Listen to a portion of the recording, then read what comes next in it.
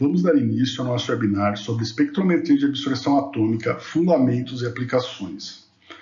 A espectrometria de absorção atômica, desde o seu estabelecimento há mais de 50 anos atrás, é provavelmente a técnica analítica mais utilizada em todo o mundo para determinações elementares, sendo empregada nos mais diferentes tipos de matrizes e amostras.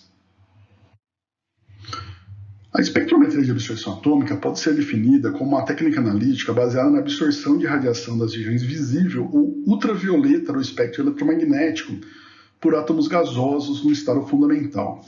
Para ficar um pouco mais claro da origem da absorção atômica, eu vou fazer um breve histórico sobre alguns aspectos importantes da espectroscopia óptica e também alguma coisa sobre o fundamento da absorção atômica para ficar um pouco mais claro para todos sobre a origem da absorção atômica.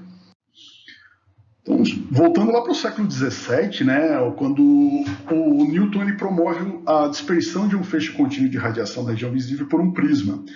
E observa que, ao incidir esse feixe contínuo de radiação nesse prisma, acontece a dispersão, a separação ou a decomposição desse feixe de luz branca contínuo em seus diferentes componentes, ou seja, em suas diferentes cores ou comprimentos de onda. Dando origem à primeira observação do espectro óptico da luz contínua que nós conhecemos. Posteriormente, no início do século XIX, o Wollaston, ele observando, estudando o espectro solar, ele descobre a existência de algumas linhas negras nesse espectro solar.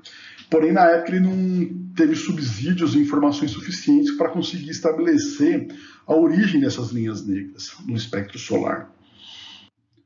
Posteriormente, em 1817, o Fraunhofer investiga com mais detalhes essas linhas negras e chega à conclusão que elas ocorrem devido à absorção de radiação pela atmosfera solar. Ou seja, a luz solar, a radiação solar, ao passar pela atmosfera solar, ela sofria absorção de uma parte dessa radiação pelos componentes presentes na atmosfera solar.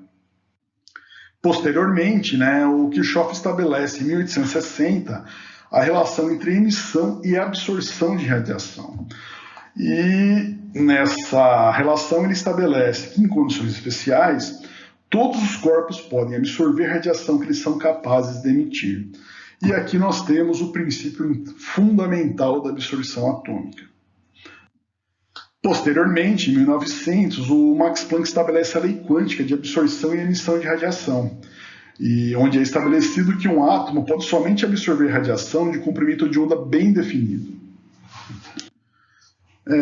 Dando continuidade, em 1955, o Alan Walsh, estudando o comportamento de átomos livres em uma chama, ele observa que a maior parte dos átomos livres presentes nessa chama permanecem em seu estado fundamental, e conclui que isso ocorre porque essa chama não tem energia suficiente para promover transições eletrônicas para os níveis mais elevados de energia. Com base nessas observações sobre o comportamento dos átomos livres presentes numa chama e o que foi postulado anteriormente por Kirchhoff e Planck, o Walsh propõe o conceito de espectrometria de absorção atômica e monta o primeiro protótipo de um espectrômetro de absorção atômica. Então podemos dizer que em 1955 ocorre o nascimento da absorção atômica e também que o Alan Walsh é o pai da técnica, não somente pela proposição do conceito de espectrometria atômica, de absorção atômica, como também pelo desenvolvimento posterior das fontes de radiação utilizadas em absorção atômica. Para ilustrar um pouco melhor o que é a absorção atômica, ela nada mais é do que a absorção de radiação eletromagnética por átomos no seu estado gasoso e fundamental, ou seja, o átomo no estado gasoso fundamental absorve a energia proveniente de um fóton e é realizada a transição eletrônica para o seu estado excitado de maior energia. Porém, a tendência natural é sempre que se retorne ao nível de menor energia. Quando ocorre esse retorno para o estado fundamental, ocorre a emissão de energia, no caso a emissão de um fóton com a energia característica da diferença de energia entre o estado fundamental e excitado. Isso é conhecido como emissão atômica. Bom, então relembrando a definição que nós fizemos anteriormente, né, a absorção atômica é uma técnica analítica baseada na absorção da radiação das regiões visível ultravioleta do espectro eletromagnético por átomos gasosos em estado fundamental. Então nós temos o que? Nós temos os átomos gasosos em estado fundamental, eu vou incidir uma radiação eletromagnética característica I0, e após essa radiação atravessar esses átomos gasosos, eu vou ter uma radiação transmitida IT. E a relação entre essa radiação I0 e a radiação transmitida IT é dada pela absorbância, que é definida como o logaritmo na base 10 da razão entre I0 e IT. Bom, então nós vamos precisar de átomos gasosos em estado fundamental e da radiação eletromagnética característica para que a gente consiga fazer medidas de absorção atômica. Para que isso ocorra, nós vamos necessitar de um sistema de eletronização para obter os átomos gasosos em estado fundamental e de uma fonte de radiação que nos forneça a radiação eletromagnética característica. Então, com base nessas necessidades, a gente já começa a ter uma ideia dos componentes necessários para o espectrômetro de absorção atômica. E podemos, então, começar a falar sobre a instrumentação necessária para a espectrometria de absorção atômica. Bom, basicamente, né, nessa figura a gente tem um diagrama esquemático de um espectrômetro de absorção atômica, onde os principais componentes serão uma fonte de radiação, o atomizador, que vai promover os átomos do estado gasoso fundamental, um monocromador para dispersão da radiação e um sistema de detecção para que os sinais sejam coletados e transformados num resultado analítico. Nesse slide, né, aqui é só para exemplificar de uma visão geral de um espectrômetro de absorção atômica. Né? De maneira bem simplificada, né, nós temos as lâmpadas de cátodo oco, que eu vou comentar daqui a pouco, que são justamente as fontes de radiação utilizadas em absorção atômica. Também a lâmpada de deutério, que eu vou comentar posteriormente, que é utilizada na correção de fundo para algumas interferências que podem ocorrer. O atomizador, que vai vai nos proporcionar a obtenção dos átomos gasosos em estado fundamental, alguns espelhos que vão conduzir essa radiação, um monocromador para fazer a dispersão dessa radiação e uma fotomultiplicadora que vai fazer a detecção desses sinais analíticos. Então, isso aqui é uma visão bem geral do que seria um espectrômetro de absorção atômica. Bom, falando sobre as fontes de radiação, a fonte mais comum para medidas de absorção atômica é a lâmpada de cátodo oco, né, como essa mostrada no slide. Bom, uma lâmpada de cátodo oco, né, ela consiste em um ânodo de tungstênio e de um cátodo cilíndrico selado em um tubo de vidro que é preenchido com neônio ou argônio a pressão de 1 a 5 torr. Em geral, esse cátodo é constituído com um metal cujo espectro é desejado, ou então ele vai servir como suporte para uma camada desse metal. Bom, e como que funciona essa lâmpada, né? Quais são os processos que ocorrem? Bom, o gás inerte ele vai ser ionizado, né? No caso aí do slide, o neônio, e essa ionização ocorre quando uma diferença de potencial da ordem de 300 volts é aplicada através dos eletrodos, o que vai gerar uma corrente de cerca de 5 a 15 mA, à medida que íons e elétrons migram para os eletrodos. E se essa voltagem é suficientemente grande, os cátodos gasosos adquirem energia cinética suficiente para desalojar alguns dos átomos metálicos da superfície do cátodo, né? E acontecendo um processo chamado como ablação ou sputtering, né? Então, uma parte dos átomos do metal que foram removidos, eles são excitados, né? E capazes de emitir radiação característica quando retornam ao seu estado fundamental, né? Então, é esse o princípio de funcionamento, de como funciona uma lâmpada de cátodo oco. Bom, o próximo componente do absorção atômica é o monocromador, e ele tem como função separar, né, a linha espectral de interesse das outras linhas que também são emitidas pela fonte de radiação. Porque, por exemplo, se a gente está trabalhando com uma fonte de chumbo, ela não vai emitir unicamente um único comprimento de onda do chumbo. O chumbo tem diferentes comprimentos de onda que ele emite, e essa lâmpada vai emitir todos esses comprimentos de onda com diferentes intensidades. Porém, em absorção atômica, a gente precisa de um comprimento de onda característico. Assim, a função do combinador vai ser justamente separar essa linha espectral de interesse das outras linhas de emissão provenientes da fonte de radiação. Nessa figura, né, nessa animação, fica mais fácil da gente entender. Então eu tenho uma fenda de entrada que vai entrar todos os comprimentos de onda da minha fonte de radiação e eu vou incidir sobre espelhos, né, e uma grade de difração vai fazer a separação, a dispersão desses comprimentos de onda. E através dessa fenda de saída eu vou selecionar somente o meu comprimento de onda característico que eu realmente necessito para fazer a medida de absorção atômica. Aqui nessa figura fica um pouco mais fácil de entender, né? Esse é o espectro de emissão de uma lâmpada, onde você vai ter diferentes linhas com diferentes intensidades. E a função do monocromador é justamente essa, deixar que somente a linha com comprimento de onda característico que nós temos interesse para medir a absorção atômica chegue ao detector, como é possível ver nessa figura. Bom, o detector mais comum em espectrômetros de absorção atômica são as válvulas fotomultiplicadoras. Bom, nesse slide tem uma figura, um desenho esquemático de uma fotomultiplicadora, né? E onde a gente pode ver os vários componentes, né, como o fotocatodo, os seus dinodos, o ânodo, enfim. Bom, a superfície desse fotocatodo, né, ele é composto por um material, né, feito com material que emite elétrons quando exposto à radiação.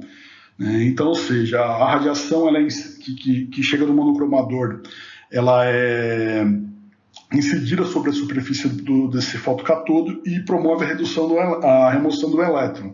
Esse elétron é acelerado em função de uma diferença de potencial para o próximo dinodo, onde cada elétron chega lá, removerão mais elétrons e assim sucessivamente, até o último dos dinodos. Em geral, as válvulas fotomultiplicadoras podem ter de 9 a 13 dinodos, né, e vão promover uma amplificação do sinal da ordem de 10 a nona. Bom, antes de falar do último componente do espectrômetro de absorção atômica, que é o atomizador, eu quero falar um pouquinho bem rapidamente sobre corretores de fundo utilizados em absorção atômica. Né? Eu vou comentar depois sobre interferências que vão ocorrer em absorção atômica, mas eu quero falar um pouquinho bem rapidamente só para vocês terem em mente a existência desses corretores. Bom, sobre os corretores de fundo, eu vou falar aqui sobre os dois métodos de correção de fundo mais utilizados no espectrômetro de absorção atômica, que um deles é utilizando a lâmpada de deutério e o outro é utilizando o efeito Zeeman.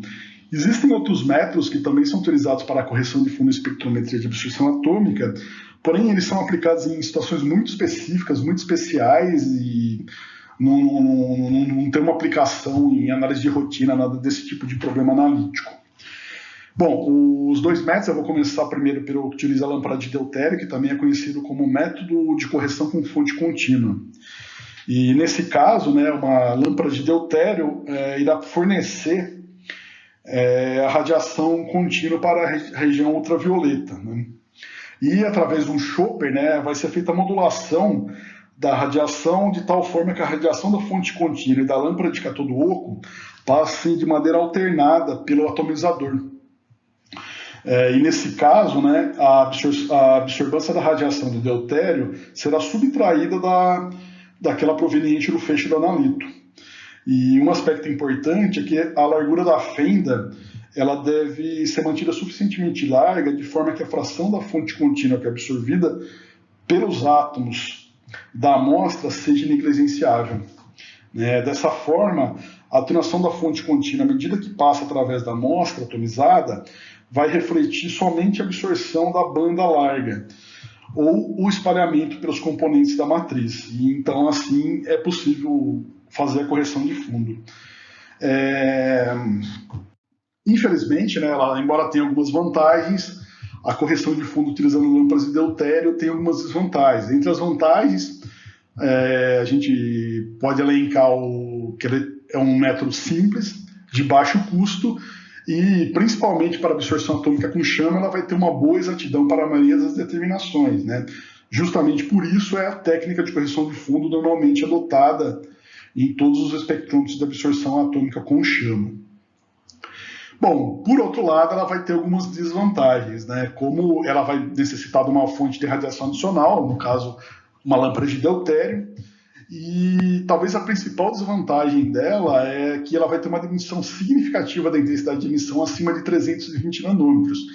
E esse fato vai impedir que sejam realizadas correções para analitos com comprimento de onda acima de 320 nanômetros. É uma desvantagem considerável aí, né? Bom, a correção de fundo baseada no efeito Zeeman é empregada nos espectrômetros de absorção atômica com flor de grafite, que eu vou falar daqui a pouco para vocês. Né? Bom, o efeito Zeeman, né, ele diz que sob o efeito de um campo magnético, os diferentes níveis de energia de um átomo no estado citado se dividem, e, consequentemente, as linhas de emissão e absorção também se dividem em diferentes linhas com comprimento de onda ligeiramente deslocados. Bom, na figura aí do slide, a gente consegue ver, né, à esquerda a gente tem o sinal de absorção, e após a aplicação do campo magnético ao desdobramento, eles são divididos em 3 componentes, uma componente central, π, e 2 componentes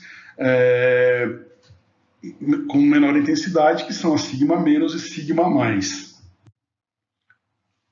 Bom, nesse slide fica um pouco mais fácil para a gente visualizar, né, o que ocorre, né, à direita nós temos o sinal de absorção sem o campo magnético, e à esquerda o sinal de absorção atômica após a aplicação do campo magnético, houve desdobramento em suas 3 componentes, a componente central π e as 2 outras componentes sigma1 e sigma2. Né? Então, a aplicação do efeito Zeeman nos instrumentos de absorção atômica, ela baseia-se na diferença de resposta dos 2 tipos de linhas de absorção à radiação polarizada. A linha π, mostrada na figura aí, ela absorve somente a radiação que é plana polarizada na direção paralela ao campo magnético externo, enquanto que a linha sigma, ao contrário, absorve somente a radiação perpendicularmente polarizada. Desta forma, é possível fazer a correção de qualquer background que a gente teve nas medidas de absorção atômica. Obviamente, né, que o Zeeman tem algumas desvantagens, mas principalmente ele tem vantagens muito interessantes. Né? Entre elas, a gente pode destacar que o sinal de fundo é medido no mesmo comprimento de onda do analito, a capacidade de correção do sinal de fundo é muito elevada, não é necessário de lâmpadas especiais, como no caso da lâmpada de deutério para o método de fonte contínua. Também a capacidade de correção ao longo de toda a faixa espectral e não limitada a uma faixa, como no caso da lâmpada de deutério, onde não é possível sua utilização para correção acima de 220 nanômetros, e também não há um aumento do ruído da linha de base. Por outro lado, né, há algumas desvantagens, como o custo. Ele é um corretor de fundo consideravelmente mais caro do que a correção de fundo por deutério, e ele pode ter uma sensibilidade reduzida para alguns elementos.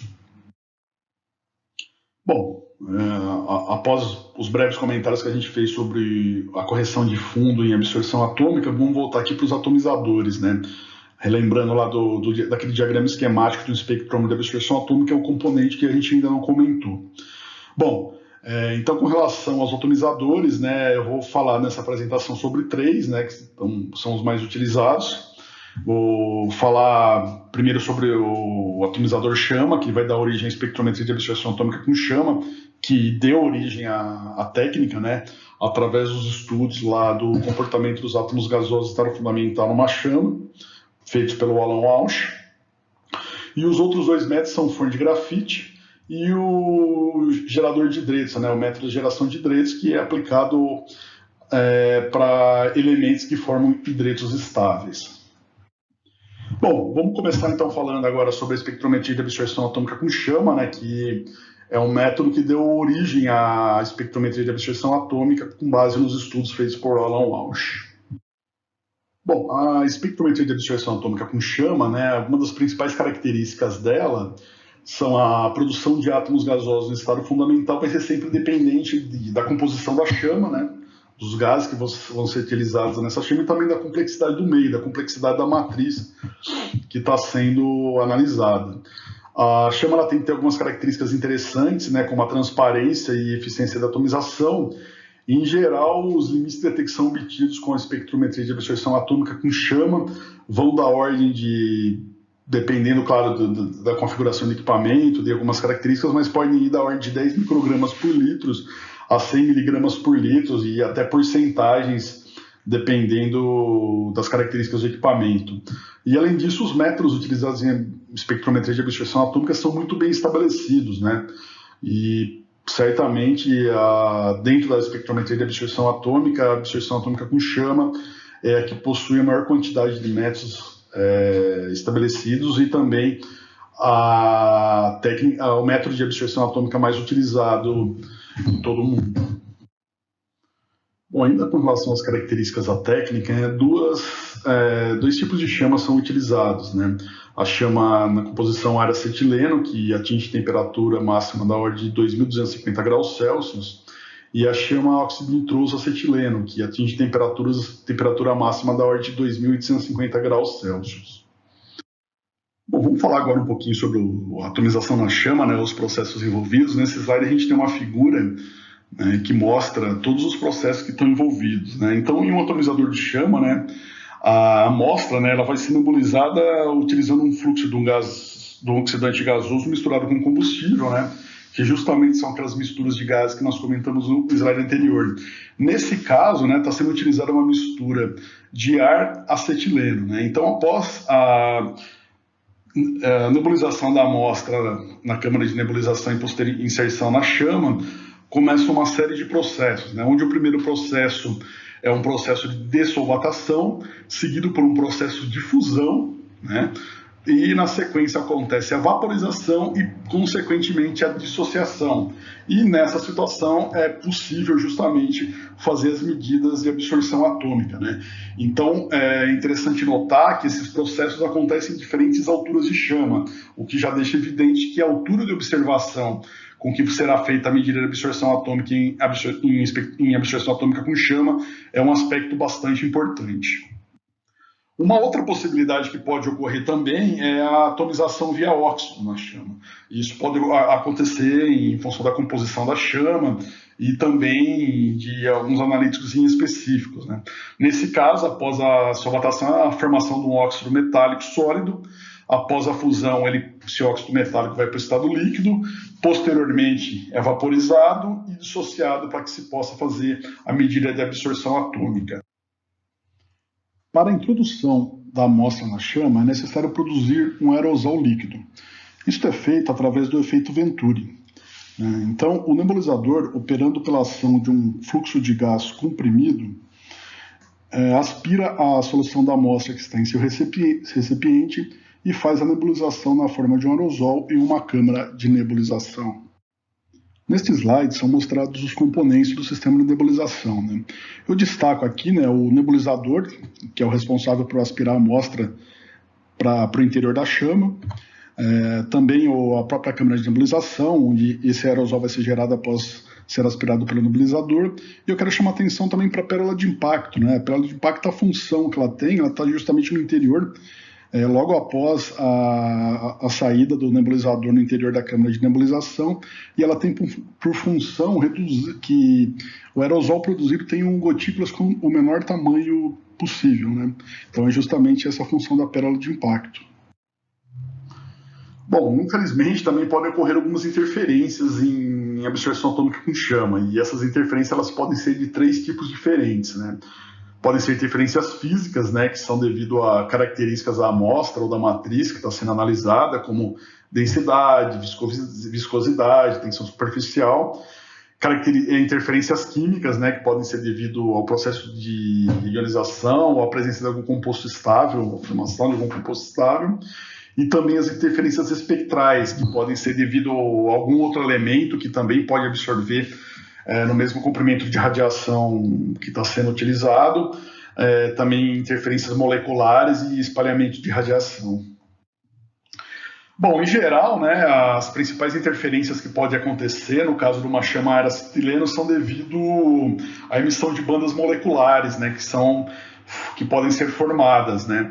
No caso, podem ocorrer a formação na chama ar-acetileno de bandas CH, C2 e OH, né? No caso da CH, ela tem uma intensidade na região de 431 e qualquer elemento que eventualmente esteja nessa região ou tenha esse comprimento de onda pode ser interferido pela formação, pela emissão dessas bandas numa chama ar-acetileno.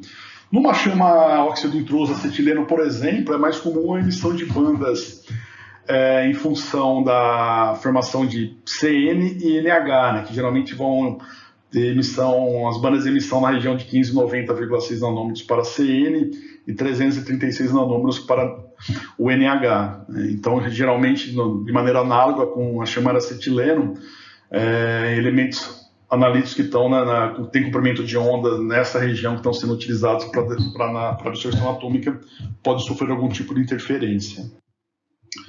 Bom, um aspecto interessante com relação à composição da chama, né, eu já, de certa maneira, falei bem rapidamente quando falamos lá atrás das duas composições mais utilizadas, é que como diferentes composições de chama, né, da mistura oxidante combustível pode gerar diferentes temperaturas, né? E isso aí vai ser muito importante porque essas temperaturas vão influenciar nos processos de atomização, né? Então, por exemplo, elementos mais refratários terão que trabalhar, por exemplo, como o cromo, terão que trabalhar com temperaturas maiores. Então, nesse caso, a gente pode ter que trabalhar com uma chama oxigênio-acetileno ou uma chama oxidinitroso-acetileno, onde a gente vai obter temperaturas maiores para promover a atomização.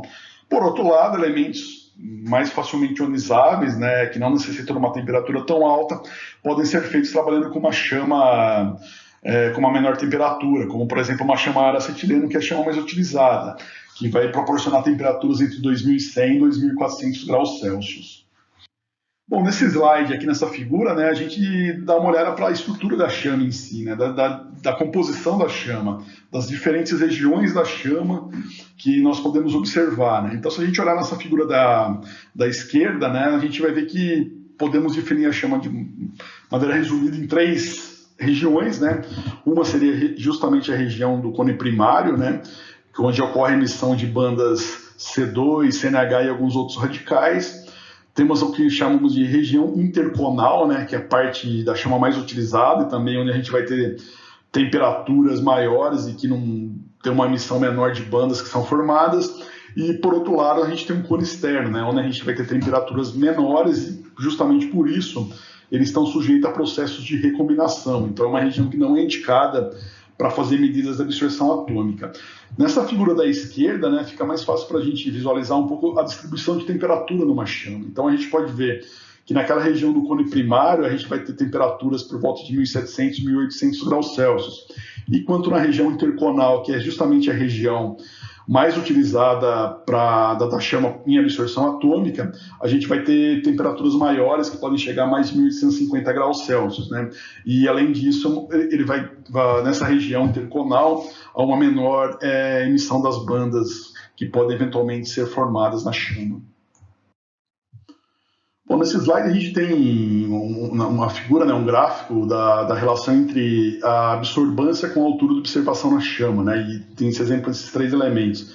E é justamente o que já havia comentado anteriormente, né, que como é importante a altura de observação, porque em função das características termoquímicas de cada elemento, pode ser mais indicado você fazer medidas em diferentes alturas em função da intensidade, da sensibilidade que você vai ter para esses elementos. Na figura aí, por exemplo, no caso do magnésio, não é indicado que você faça uma medida ou muito próximo da chama, ou se não numa altura maior, né? O mais indicado seria por volta de 2, 2,5 aproximadamente, onde se teria maior intensidade de absorbância para o magnésio, né? De maneira análoga para a prata, por exemplo, né? A prata é indicada que seja feita numa maior altura da chama, justamente em função das características termoquímicas e das temperaturas que são atingidas nessa região da chama. Bom, era isso que eu queria abordar sobre a absorção atômica com chama, né, uma visão bem geral. E antes de dar continuidade, eu queria falar bem rapidamente para vocês sobre o espectrômetro de absorção atômica com chama 9800F da Analytchiana. Esse equipamento permite determinações da faixa de micrograma por litro até porcentagem. Ele também pode vir equipado com amostradores automáticos, né, tanto o amostrador convencional, como também o amostrador que permite a diluição inteligente. Né, e tem também como acessórios os sistemas de hidretos, que permitem a determinação tanto em fluxo como batelada dos elementos que formam hidretos estáveis e também de mercúrio. Mais para frente eu vou abordar mais um pouquinho, bem rapidamente, sobre os sistemas de hidretos. A Analytchiana possui também alguns acessórios exclusivos, né, para a técnica de absorção atômica com chama. Um desses acessórios é o scrapper, né, que tem como função automatizar ao máximo o trabalho com a chama de óxido nitroso. Né.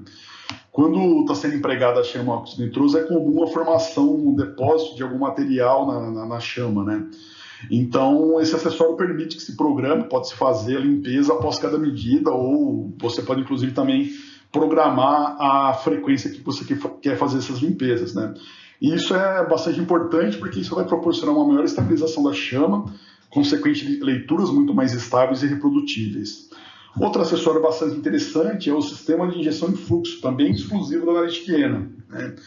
Esse sistema conhecido como SFS6 tem como principal vantagem, né, no caso de amostras salinas e ácidas, amostras orgânicas, ele consegue dosar para que se trabalhe com volumes bastante pequenos, que é bastante indicado para amostras farmacêuticas e medicinais. Isso vai prevenir o efeito de memória e, consequentemente, né, uma melhora considerável na repetibilidade e das medidas que são realizadas. Bom, agora eu vou mostrar um exemplo de aplicação da espectrometria de absorção atômica com chama, utilizando o nosso espectrômetro Nova 800F. Esse exemplo é a determinação de cádmio, chumbo, níquel, cobre, zinco, crômio e efluentes industriais. É muito importante o monitoramento dos efluentes industriais, né, para se certificar de que eles atendem aos limites legais estabelecidos, né, e também para, caso os limites não sejam atendidos, que ocorra uma intervenção direcionada para se evitar possíveis riscos, né. Além disso, também é crucial para se garantir um suprimento seguro de água potável para todos, né. Bom, aqui nesse slide são mostrados os resultados que foram obtidos, né? Foi utilizada uma amostra do material de referência e podemos observar, né, que para todos os elementos, todos os analíticos, foram obtidas recuperações adequadas, né? E quando se compara a concentração obtida com os valores certificados, eles foram concordantes. Além disso, eu chamo a atenção para os limites de quantificação obtidos, né? Se a gente olhar aqui, por exemplo, para cádmio e zinco, foi obtido um limite de quantificação de 0,003 microgramas por litro, né? O que equivale a 3 ppb, né? E esse limite de quantificação obtido mostra a versatilidade, né, e a robustez do nosso espectrômetro Nova 800F. Bom, agora vamos dar início, né, falando do outro método de atomização, né, que em absorção atômica, que é a espectrometria de absorção atômica com forno de grafite. Bom, já fazendo uma comparação inicial aqui entre a absorção atômica com chama e a absorção atômica de forno de grafite, né, o que nós temos aqui? Na atomização atômica com chama, né, de cada 100 íons presentes em solução, somente um átomo vai chegar no caminho óptico. Por outro lado, quando a gente está falando do forno de grafite, de cada 100 íons em solução, 100 átomos vão estar no caminho óptico. E isso aqui vai ter uma repercussão muito grande com relação à sensibilidade dos limites de detecção que vão ser obtidos com esses dois métodos. Eu já falei da absorção atômica com chama, que geralmente a gente está trabalhando na faixa de ppm, podendo chegar em porcentagens, mas existe possibilidade em alguns métodos se obter limites de detecção melhores, né? Inclusive eu acabei de mostrar um exemplo com o nosso absorção atômica com chama Nova 800F, onde é possível sim obter limites de detecção ou quantificação na faixa de ppb. Bom, nesse slide a gente vê um corte esquemático, à esquerda um corte esquemático de um sistema de forno de grafite, né, onde a gente consegue observar, né, todas as entradas de gases, como que são os fluxos de gás argônio interno e externo, e eventualmente o fluxo de ar de gás adicional, que pode ser utilizado na etapa de pirólise, que eu vou comentar daqui a pouco, né. Bom, uma outra diferença, né, quando a gente olha para os modos de aquecimento do forno de grafite, existem dois tipos de tubo de grafite que são utilizados, né, que são os tubos de grafite com aquecimento longitudinal e os tubos de grafite com aquecimento transversal. E esses tubos vão ter uma grande diferença, né? Enquanto a gente pegar um tubo de grafite com aquecimento longitudinal, onde aquecimentos serão através do contato nas extremidades do tubo, a gente vai observar um gradiente de temperatura, né, onde teremos temperaturas maiores nas extremidades do tubo e uma temperatura menor na região central do tubo, né, justamente em função da maneira como é feito esse aquecimento. Por outro lado, no aquecimento transversal não há a ocorrência do gradiente de temperatura, né, justamente porque, como o aquecimento é feito pelo contato transversal com o tubo de grafite, não há esse gradiente, né? Toda a temperatura dentro desse tubo de grafite é homogênea. Nessas figuras acho que um pouco mais fácil de observar, né? Aqui na figura da esquerda a gente consegue ver o gradiente de temperatura observado no aquecimento longitudinal. A gente pode ter um gradiente de temperatura de até 1000 graus Celsius entre as extremidades do tubo e a região central. Por outro lado, quando nós trabalhamos com aquecimento transversal, podemos observar na figura aí que em toda a extensão do tubo, esse gradiente de temperatura não vai ser maior do que 50 graus. Então, praticamente, a temperatura é homogênea em toda a extensão do tubo, o que é uma situação muito mais indicada, já que quando a gente quer fazer atomização nesses tubos de grafite. Bom, vou falar agora do programa de aquecimento, né, que é um ponto que a espectrometria de absorção atômica com forno de grafite difere bastante da espectrometria de absorção atômica com chama, né. Esse programa de aquecimento ele é composto de 4 etapas, né, e no que consistem essas etapas? Numa primeira etapa, a gente vai ter uma etapa de secagem, onde geralmente vai se trabalhar com temperaturas entre 100 e 130 graus Celsius, para que ocorra a remoção do solvente. Uma etapa posterior é a etapa de pirólise, onde pode-se trabalhar com temperaturas de 400 a 1500 graus Celsius, né? É claro que essas temperaturas vão depender das características do analito que está sendo analisado, a gente não pode trabalhar com uma temperatura de pirólise maior, uma temperatura de pirólise que venha volatilizar o analito, porque senão justamente a gente não está só removendo a nossa matriz, a gente está removendo justamente o analito do interesse. E a etapa posterior é a atomização, onde vai ser feita a vaporização do analito, né? E ela pode ser feita entre 1.600 e 2.600 graus Celsius. Mais uma vez, também essa temperatura vai ser determinada experimentalmente em função das características termoquímicas do analito de interesse. E a quarta etapa é que é a limpeza, justamente para a remoção de qualquer resíduo que eventualmente possa ter permanecido dentro do tubo de grafite. E aí você trabalha com temperaturas de 2.600 a 2.800 graus Celsius, que vão volatilizar qualquer material que eventualmente pode ter ficado depositado. E posteriormente vai ter uma etapa de resfriamento para que ocorra uma nova medida. Então, falando um pouquinho mais sobre essas etapas, né? E aqui entra algumas características, a característica talvez mais interessante do forno de grafite, né? Por exemplo, na secagem a gente faz a remoção do solvente, do ácido, o azeótropo, né? E aqui na etapa de pirólise, né, a gente pode considerar a etapa de pirólise como se fosse uma etapa de preparo de amostras, né? Porque nessa etapa a gente consegue fazer a separação total entre os componentes da matriz e o analito. Eu consigo remover todos os componentes da matriz. É claro que isso aqui nem sempre vai conseguir ocorrer de maneira eficiente, porque depende das características dessa matriz, né, e também das características termoquímicas do analito, mas em geral, uma etapa de pirólise bem otimizada, bem estabelecida, permite a eliminação total de toda a matriz e, consequentemente, isso vai ser um aspecto muito importante na obtenção de limites de detecção ainda menores. A atomização, que é justamente quando vai ser feita a vaporização do analito e a sua medida, e posteriormente a etapa de limpeza, que eu também já havia comentado anteriormente. Bom, esse slide aqui tem essa figura bastante interessante, né, porque ela mostra o quão importantes são as etapas de pirólise e atomização na espectrometria de absorção atômica com forno de grafite, né. Nós podemos observar aqui como ocorre uma diminuição drástica, né, do background, da radiação de fundo, né, com a realização da etapa de pirólise, né. Uma etapa de pirólise bem adequada, ela vai praticamente remover toda a matriz da amostra e praticamente não vamos ter radiação de fundo, ou ela vai ser de densidade muito pequena, muito baixa. Aqui é mostrado o perfil do sinal analítico obtido na espectrometria de absorção atômica com forno de grafite, né? Ele tem um perfil parecido com uma gaussiana, e o sinal analítico ele começa a aparecer exatamente no início da atomização e é registrado durante todo o tempo de residência desses átomos gasosos dentro do caminho óptico, dentro do tubo de grafite. Um aspecto importante também da espectrometria de absorção atômica com forno de grafite é a utilização do gás de produção durante as etapas do programa de aquecimento.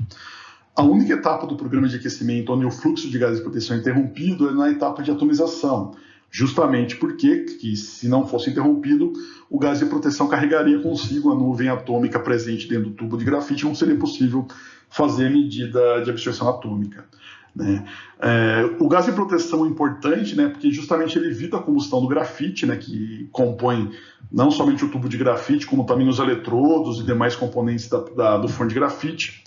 Além disso, ele promove o arraste de produtos oriundos da secagem ou da etapa de pirólise e evita a oxidação de átomos metálicos, né? E esse gás de proteção ele não pode reagir com nenhum componente que esteja presente no forno de grafite. Por exemplo, o nitrogênio não poderia ser utilizado porque é possível ocorrer a reação do nitrogênio com o carbono formando CN, o que é uma coisa que não é recomendado.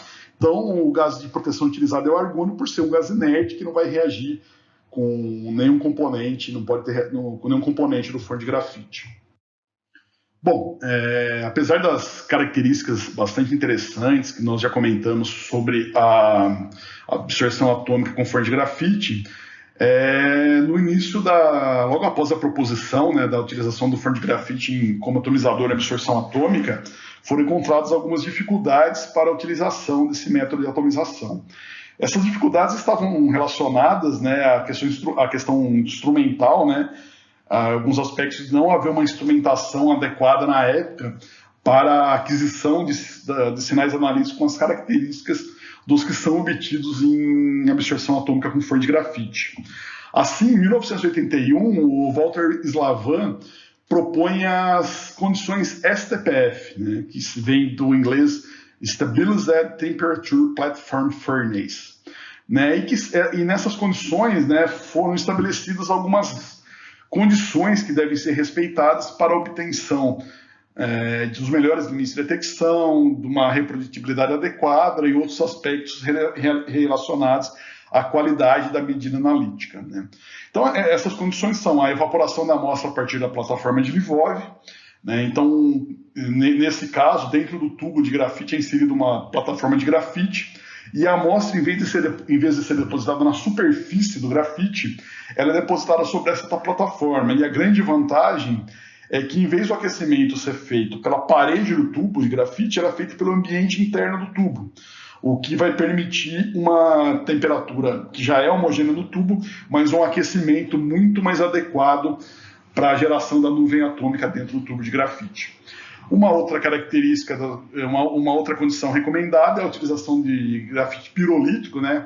Tubos de grafite revestido com grafite pirolítico, justamente que esse tipo de material não se existem poros na superfície e assim se evita a formação de qualquer efeito de memória em função do depósito de algum material proveniente de alguma amostra. Uma outra condição é a utilização de um corretor de fundo eficiente, né? Então, nessa condição, como nós comentamos anteriormente, o corretor de fundo mais eficiente para absorção atômica em forno de grafite é o baseado no efeito Zeeman. Então, sempre que possível, é recomendado a utilização do efeito Zeeman para a correção de fundo, mas eu quero ressaltar que isso não impede, não quer dizer que não seja efetivo para algumas aplicações a utilização da lâmpada de deutério para a correção. Para algumas aplicações, algumas matrizes com algumas características, é perfeitamente viável a utilização da lâmpada de deutério para correção de fundo de maneira muito eficiente. Uma outra condição é justamente a atomização sem o fluxo de gás inerte, que eu já havia comentado no slide anterior, que é justamente para evitar, né, que a nuvem atômica seja carregada junto com esse gás e não haverá nada para ser medido no momento da atomização. Um outro aspecto interessante, que foi talvez um dos que mais limitou a utilização do forno de grafite no seu início, foi uma eletrônica rápida, adequada para a aquisição dos sinais. Os sinais de absorção atômica por forno de grafite são sinais relativamente rápidos, né? Então não havia antigamente, antes da década de 80, uma eletrônica que conseguisse fazer o registro desses sinais. Era a eletrônica disponível na época, quando ela ia fazer o registro do sinal, o sinal de absorção atômica de forno de grafite já tinha terminado. Outro aspecto interessante é também o uso da área dos sinais analíticos e não da altura. Se a gente lembrar do que eu fui mostrar, do perfil que eu mostrei anteriormente num sinal de absorção atômica de forno de grafite, que parece uma gaussiana, é indicado que sempre se utiliza a área daquele sinal e na altura, porque pode ocorrer algumas variações na altura que podem afetar muito a repetibilidade das medidas. E, por outro lado, quando você usa a área, você não está sujeito a esse tipo de problema. E, por fim, uma outra característica muito interessante da absorção atômica, que é o uso dos modificadores químicos, né? Que eu vou falar mais um pouquinho para você. É uma característica bastante interessante e que torna ainda mais versáteis os métodos desenvolvidos para absorção atômica no forno de grafite. Bom, com relação ao uso dos modificadores químicos, né, o que seria um modificador químico? Um modificador químico pode ser definido como uma substância química que é introduzida no atomizador de grafite, simultaneamente ou não com a solução da amostra, com o objetivo de diminuir drasticamente o efeito da matriz. Aqui só um adendo, né? Quando eu falo simultaneamente ou não com a amostra, quer dizer que eu posso, juntamente, quando eu vou fazer a introdução da minha amostra no tubo de grafite, também seria um modificador químico, ou eu posso primeiro inserir o modificador químico e posteriormente a minha amostra. São duas possibilidades diferentes que existem para o emprego de um modificador químico em espectrometria de absorção atômica com forno de grafite. Bom, e quais são as características desejáveis do modificador químico, né? Esse modificador deve atender algumas características para que ele seja efetivo e possa ser utilizado. Dentro dessas características, né, ele deve sempre ser efetivo para um número muito grande de analitos. Porque imagina, por exemplo, uma situação onde eu tenho um modificador químico que funciona, sei lá, eu estou determinando cádmio, cromo, chumbo. Eu tenho um modificador químico que só é efetivo para o chumbo, para os outros dois eles não fazem muita diferença. E isso aí não é uma situação muito boa, porque eu posso ter que fazer uma estabilização térmica dos meus 3 analíticos. Ele só é efetivo para um, eu não vou conseguir resolver meu problema. Então, ele vai ser um modificador químico muito pouco efetivo. Né? Uma outra situação é que ele também exibe um baixo sinal de fundo, porque não vai adiantar nada você inserir lá para estabilizar termicamente se ele proporciona um sinal de fundo muito alto. Né? Ele vai mais atrapalhar do que ajudar. Também proporcionar o mínimo desgaste do tubo. Né? Ele tem que estar disponível na mais alta pureza possível, né? Porque aqui a gente está falando de determinações de concentrações bem baixas, né? De sub-ppb em algumas situações. Então, se ele não tiver uma pureza adequada, pode ter uma situação que essa impureza seja uma quantidade maior, por exemplo, do analítico que eu estou querendo determinar. E possa ser até um contaminante na minha amostra. Ele deve ter uma baixa toxicidade, justamente por uma questão de segurança na manipulação, e ser também estável por o maior tempo possível de estocagem, né? Aí por uma questão de custo, quanto mais tempo se puder estocar, mais tempo em tese a gente vai conseguir amortizar o investimento que foi feito, mais barato vai ficar. E também a questão do custo, né? Alguns modificadores são bastante caros, geralmente os que utilizam alguns metais raros, né? Mas a questão de custo é uma questão bastante interessante que deve ser levada em consideração na hora da escolha do modificador químico. Bom, aqui só para exemplificar, a gente pode dividir os modificadores químicos em 3 grandes grupos, né? Geralmente são formados por compostos de elementos dos grupos 4 e 6 da tabela periódica. Uma outra classe de modificadores químicos são os compostos dos metais do grupo da platina. E uma terceira classe são alguns compostos orgânicos que podem ser também utilizados como modificadores químicos. Né? E a função de qual modificador químico vai ser mais indicado é justamente em função das características termoquímicas dos analíticos que se pretende determinar. Bom, era isso que eu gostaria de abordar com vocês sobre a absorção atômica com forno de grafite. E antes de dar continuidade, eu vou falar bem rapidamente sobre duas séries de equipamentos que a Analytchina disponibiliza para a absorção atômica com forno de grafite. O primeiro deles é a série nova, né, a Nova 800. Como eu já falei anteriormente do Nova 800F para espectrometria de absorção atômica com chama, também temos o Nova 800G, que é a versão do Nova com atomização com forno de grafite. Ele permite, em geral, determinações da ordem de nanograma por litro até micrograma por litro. Ele tem como acessório um amostrador automático com diluição inteligente e também os acessórios para hidretos, que tanto para fluxo como batelada, né? Como eu comentei também no caso do Nova 800F. Além disso, a Analytchina tem uma outra versão também, que é o Nova 800D. Nesse caso, né, ele possui 2 atomizadores, o atomizador de chama e o atomizador de forno de grafite. E assim se amplia a faixa de concentração que pode ser determinada com esse equipamento, da faixa de nanograma por litro até porcentagem. Além disso, ele tem também os mesmos acessórios que estão disponíveis para o Nova 800G, e a troca do atomizador é muito simples, né? Para ficar mais fácil para ver, nessas figuras acho que fica mais fácil para visualizar. Esse é um atomizador rotativo, né, que apenas girando o atomizador você consegue trocar do forno de grafite para o chama e vice-versa, né, e não é necessário nenhum tipo de alinhamento, nada. A partir do momento em que você faz esse giro, ele fica fixado no lugar e não há necessidade de fazer nenhum tipo de alinhamento no compartimento de amostra. Bom, além dos espectrômetros de absorção atômica nova, a analítica também tem uma outra linha de espectrômetros de absorção atômica com foro de grafite, que é a série Zenit, né? Existem duas configurações possíveis do Zenit. Um é o Zenit 650P, que é um atomizador de forno de grafite, vem acompanhado de amostrador automático com diluição inteligente. E no caso do Zenit, o diferencial que ele tem com relação ao Nova é o sistema de correção de fundo que é utilizado. Enquanto no Nova 800 é utilizada a lâmpada de deutério para a correção de fundo, no Zenit é utilizada a correção por efeito Zeeman, que, como já foi comentado anteriormente, é a correção de fundo mais eficiente para absorção atômica com forno de grafite.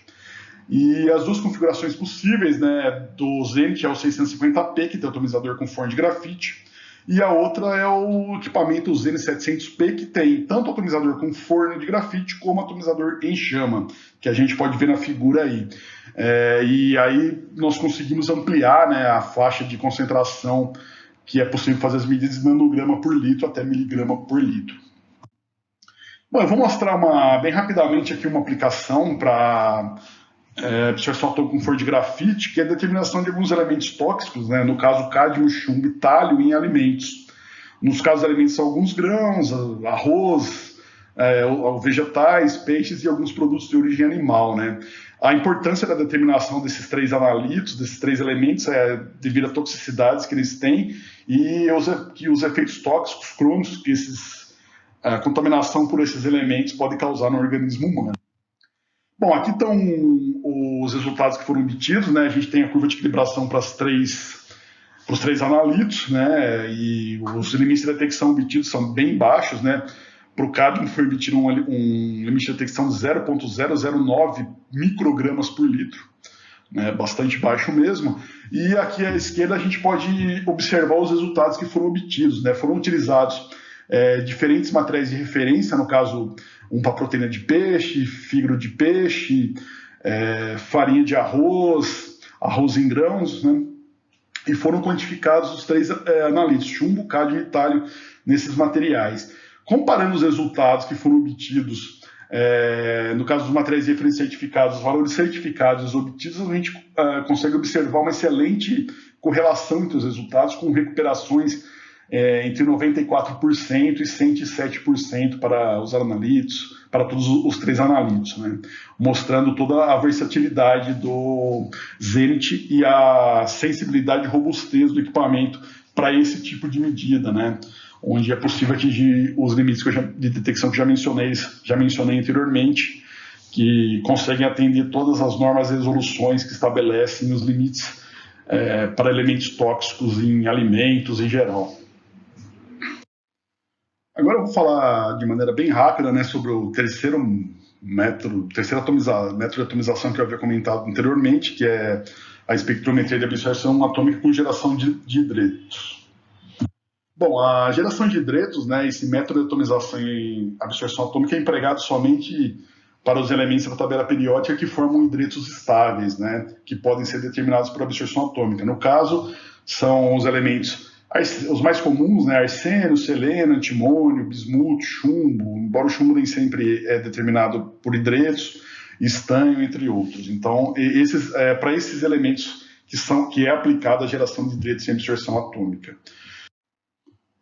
Bom, de maneira bem simples, né, aqui temos um exemplo das reações envolvidas na geração de hidretos. Neste caso, né, o analito é o selênio, é feita a reação com borohidreto de lítio. E à esquerda a gente pode ver os diagramas, né, nessas figuras, os diagramas para o sistema de batelada e o sistema de fluxo.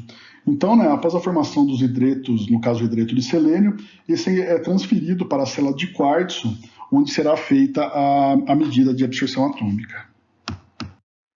Bom, a Analytic-N, ela tem alguns sistemas, os acessórios para os espectrômetros de absorção atômica que ela comercializa para a geração de hidretos, né? Basicamente são três sistemas, o HS60, que é um sistema de fluxo totalmente automatizado, e os sistemas HS55 e HS50, que são sistemas em batelada, né?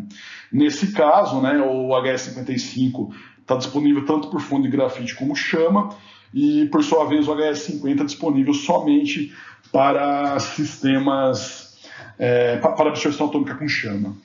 Mas são esses os três sistemas de geração de hidretos disponíveis para absorção atômica analítica.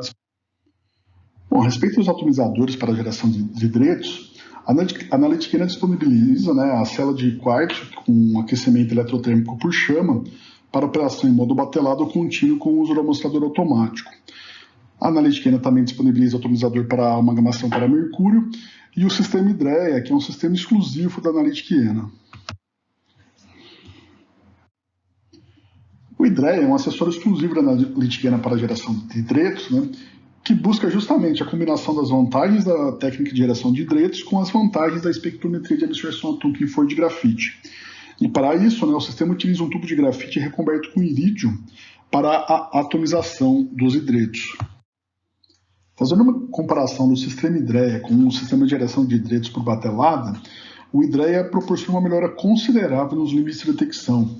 Se a gente observar essa tabela, nós podemos ver, por exemplo, por estanho, onde há uma melhora de mais de 16 vezes e chega até 20 vezes a melhora no caso do selênio, o que deixa muito evidente como o Hydrea pode proporcionar uma sensibilidade ainda maior para a técnica de geração de hidretos.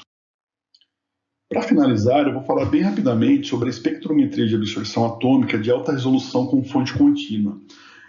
O objetivo é mais ilustrar para vocês, para que vocês saibam que existe um equipamento desse tipo. Esse aqui é um equipamento exclusivo da Analytica. A Analytica é o único fabricante que dispõe dessa tecnologia e esse equipamento tem características bastante interessantes quando comparado aos espectrômetros de absorção atômica convencionais. Bom, a principal diferença entre a absorção atômica com fonte contínua e a absorção atômica convencional com fonte de linhas é justamente a fonte de radiação que é utilizada. Enquanto na absorção atômica convencional são utilizadas as lâmpadas de cátodo oco, onde é necessário uma lâmpada para cada analito que vai se determinar. Por exemplo, se eu for determinar 10 elementos, eu vou precisar de 10 lâmpadas de cátodo oco. No caso da espectrometria de absorção atômica com fonte contínua, eu utilizo uma única fonte de radiação, que é uma lâmpada de arco xenônio, que vocês podem ver na figura da direita, e que cobre uma faixa espectral que vai de 185 nanômetros até 900 nanômetros. E nessa janela espectral, nessa faixa espectral, estão contidos todos os 67 elementos que podem ser determinados por absorção atômica. Então, com uma única lâmpada, a absorção atômica com fonte contínua consegue fazer todos os elementos determináveis por absorção atômica. Além disso, em função da ótica de alta resolução que é utilizada, os limites de detecção obtidos pela absorção atômica de alta resolução com fonte contínua são, em geral, 5 vezes melhores quando comparados com a absorção atômica convencional com fonte de linhas. Além disso, também todas as interferências espectrais são eliminadas, uma vez que a ótica de alta resolução permite a obtenção de espectros 3D, onde não há esse tipo de problema de interferência espectral. Bom, uma outra vantagem que a espectrometria de absorção atômica de alta resolução com fonte contínua apresenta, além dos limites de detecção, que podem ser até 5 vezes melhores do que os obtidos com a absorção atômica convencional, é a possibilidade da utilização de bandas moleculares para a determinação de alguns analíticos que não podem ser determinados na absorção atômica convencional, por exemplo, como fósforo, flúor, cloro, mesmo enxofre, que usualmente não são determinados por absorção atômica. Então, além de todas as características de sensibilidade melhores quando comparados com a absorção atômica convencional, a absorção atômica com fonte de linhas ainda abre mais esta possibilidade. Bom, para finalizar, a Analytica disponibiliza 3 configurações diferentes para o espectrômetro de absorção atômica de horizão com fonte. O nosso equipamento é o Contra, e existem em 3 versões diferentes de maneira análoga ao que a Analytica também disponibiliza no Nova 800, que é a versão do Contra 800F com atomizador com chama, o Contra 800D, que tem atomizador chama e o atomizador com forno de grafite, e também o Contra 800E, que utiliza o forno de grafite como atomizador. Quero agradecer a todos pela participação nesse webinar, muito obrigado pela atenção de vocês, e ficamos à disposição para perguntas ou dúvidas que vocês Tenho. Eu peço por gentileza que as perguntas e dúvidas sejam encaminhadas pelo chat. Bom, para quem não puder continuar, para tirar suas dúvidas ou mandar perguntas também, elas podem ser enviadas, né, para os contatos que estão nesses slides, tanto dúvidas, perguntas, como também informações, tanto técnicas como comerciais, a respeito dos equipamentos da Analytica IENA. Bom, ficamos à disposição agora, então, para as perguntas e dúvidas de vocês.